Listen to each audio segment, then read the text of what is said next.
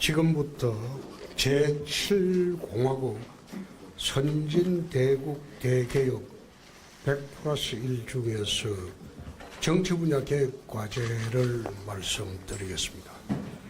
선진대국 대개혁 100+1은 지난 30여 년간 정치 철학과 정책 비전을 담은 겁니다. 지난 기간 동안 국가 경영의 꿈을 위해 달려왔고 늘 준비되어 있다고 자부를 합니다. 얼마 전 나온 책 제7공화국 선진대국 시대를 연다도 그런 준비의 결과입니다. 지금 우리나라는 성장의 정체, 갈등과 분열의 심화, 북핵 안보 위협, 저출산 고령화 등 복합적이고 중증적인 위협에 노출되어 있습니다. 역대 정부가 해온 통상의 방식으로는 해결될 수 없는 중병에 걸려 있습니다. 근본적인 전환이 필요하다는 그런 생각입니다. 완전히 새로운 나라로 바꿔야 합니다. 대한민국 국호만 빼고 다 바꿔야 한다고 저는 생각합니다. 문자 그대로 제조 산하를 해야 된다는 생각입니다. 이 새로운 나라가 바로 선진대국이고 그레이트 코리아라고 저는 생각합니다. 선진대국은 우리 사회의 모든 부분이 골고루 선진화되고 어느 하나 부족함이 없는 나라가 되어야 하고, 선진대국으로 가는 길은 그 뼈대인 헌법부터 바꿔야 할 때라고 생각합니다. 이번에 선출될 대통령은 중요한 임무 중에 하나가 바로 개헌입니다. 7공화국 시대를 여는 개헌을 통해서 완전히 새로운 나라를 만드는 중요한 계기로 삼아야 합니다. 제조 산업을 위한 또 다른 과제는 원코리아입니다. 좌우, 남북, 영호남 갈등의 바탕을 둔 진영 대결은 국민을 완전히 반반으로 갈라놓았습니다. 선진대국을 국민 통합의 토대 위에서만 저는 이룰 수 있다고 생각을 합니다. 강력한 리더십과 국익 우선 실용주의를 기반으로 잘 사는 나라, 행복한 국민, 강한 대한민국을 만들어야 합니다. 정치가 실종되면서 개헌과 탄핵의 비극이 탄생을 했습니다. 정치보고는 각자에게 그의 것을 주는 그 원칙 하에 상호 인정과 상생 협력으로만 가능하다고 봅니다. 저는 원래 의회주의자입니다. 대화와 타협, 소통과 협력의 정치로 야당과 교류하고 흔들리는 국정을 조속히 안정시키도록 하겠습니다. 정치 분야 18개 개혁 과제는 그 첫째는 집권 적시 정부의 개헌 추진단을 만들겠습니다. 통상에 집권을 하고 나면 언제나 개헌한다고 약속은 했지만은 개헌이라는 것은 한번 시작을 하면 모든 것을 빨아들이는 블랙홀이 되기 때문에 여태 어느 정권도 스스로 나서서 개헌을 추진한 일이 없습니다. 그러나 홍준표가 집권을 하면 제7공화국의 기본을 만드는 정부라고 기본적으로 생각하기 때문에 가장 중요한 개헌부터 시작을 할 겁니다. 신헌법을 통해 무너진 정치를 복원하고 분열과 갈등의 시대를 넘어서 원코리아, 그레이트 코리아 시대를 열도록 하겠습니다. 개헌의 구체적인 내용은 4년 중임제, 양원제, 정부통령제로 추진을 하겠습니다. 대통령제 하에서 국무총리가 권한대행하는 것은 난센스이고 어불성설입니다. 국무총리는 임명직입니다. 국민이 선출하지 않은 임명직이 권한대행을 한다는 것 그 자체가 난센스입니다. 그래서 정부 통령제에서 이번처럼 대통령이 고리가 되면 부통령이 임기를 마치는 그런 제도로 전환을 해요. 대통령 보궐선거라는 게 없어지는 겁니다.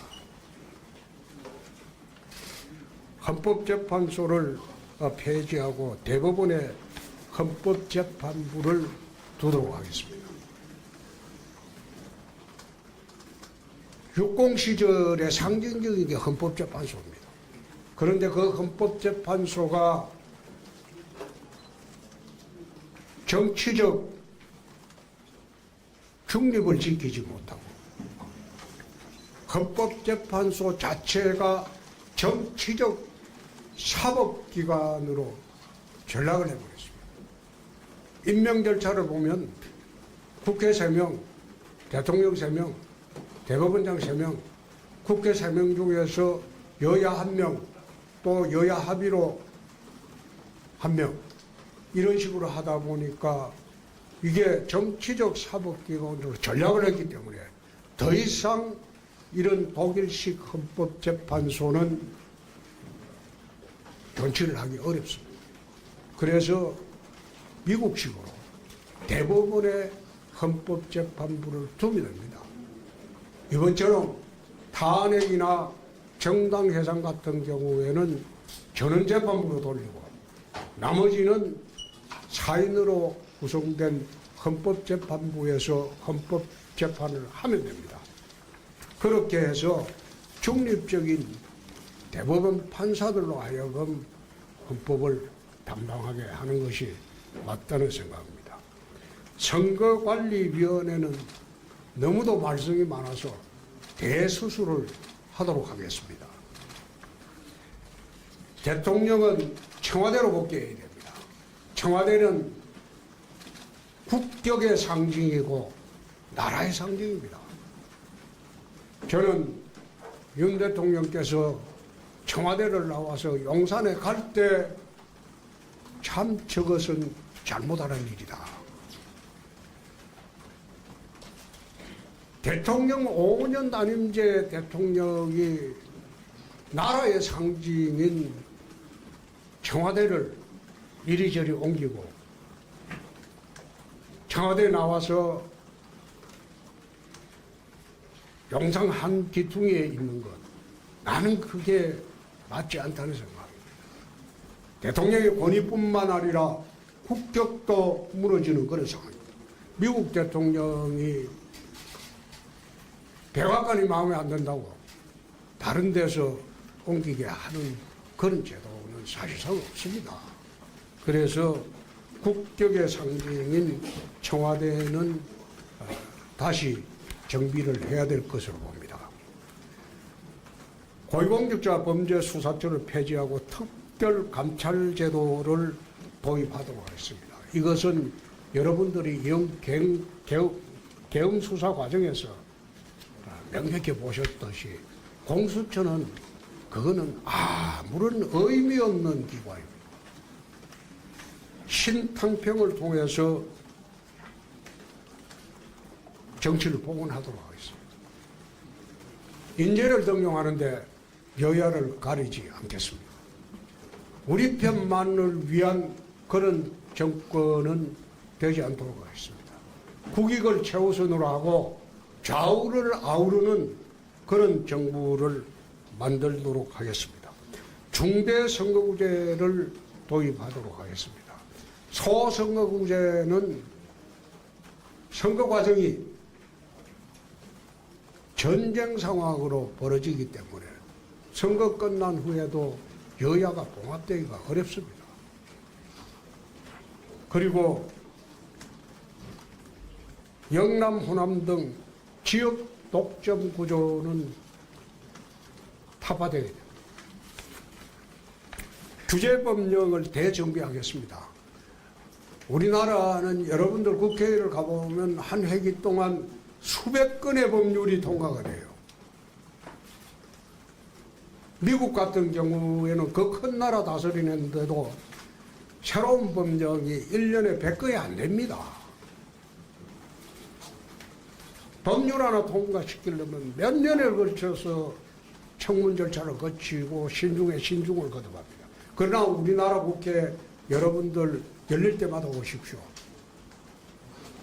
수백 건씩 통과가 돼요. 하루에 100몇 건씩 통과가 되죠. 이거는 규제 법령이 너무 많기 때문입니다. 대정비를 하겠습니다. 공정선거 시스템을 마련하도록 하겠습니다.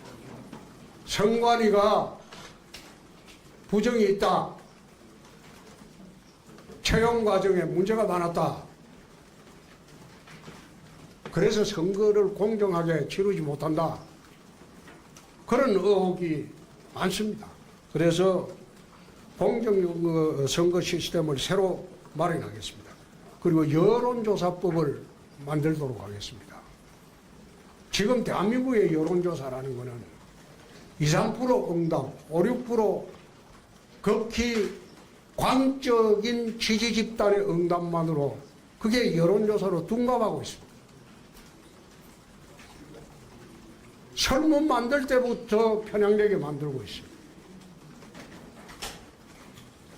여론조사법을 만들어서 공정한 여론이 국민들에게 전달되도록 하고 응답률 10% 미만은 발표를 금지하도록 하겠습니다. 국민의사가 왜곡되는 것은 잘못된 겁니다. 국정원의 대공수사권부터 테러, 국제조직범죄, 산업기밀보호 등 이 수사권은 국정원에 주는 게 맞습니다. 이거는 제대로 정리를 해야 될 겁니다.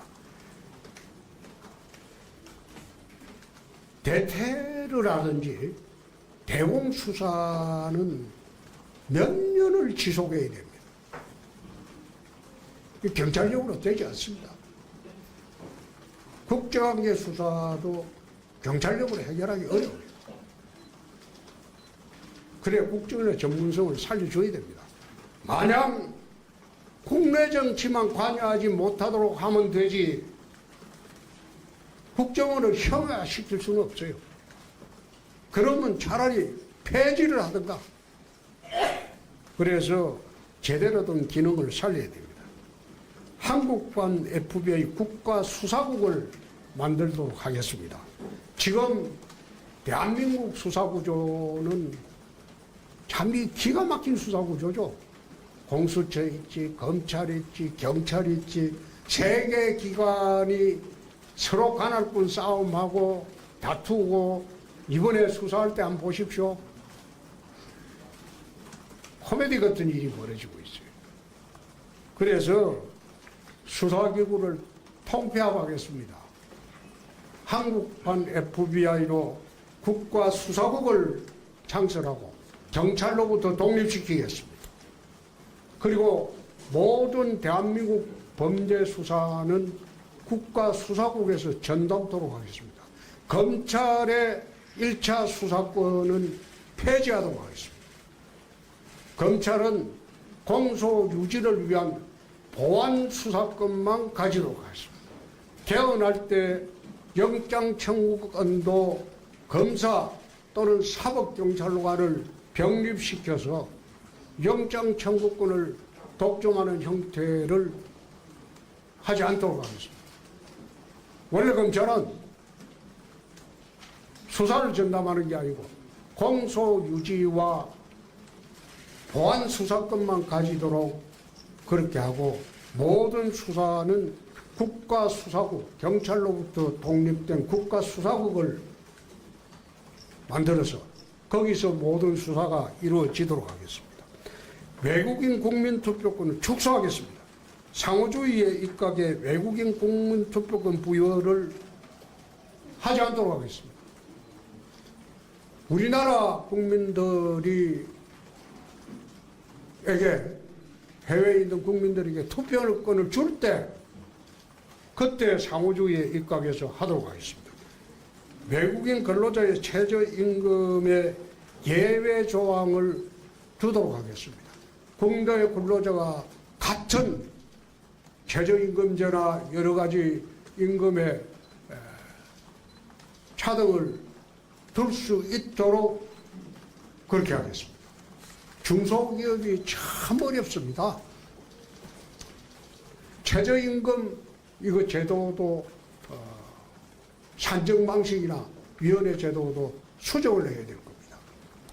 교육감 러닝메이트 제도를 도입하겠습니다. 교육감 선거를 시도지사와 같이 러닝메이트로 하는 제도를 도입하도록 하겠습니다. 미래전략원을 신설하겠습니다.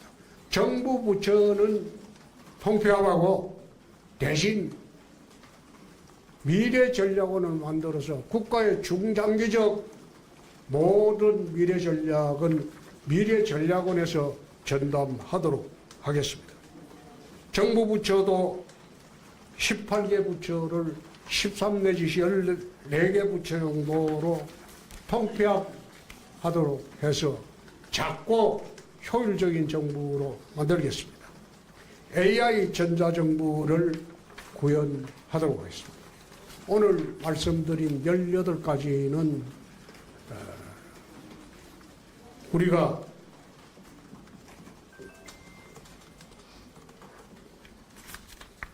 제7공화국을 만들면서 일부 개헌사항도 있습니다. 그러나 개헌사항이 아닌 것은 정부 출범 때 바로 실시할 수 있도록 하겠습니다. 이상입니다.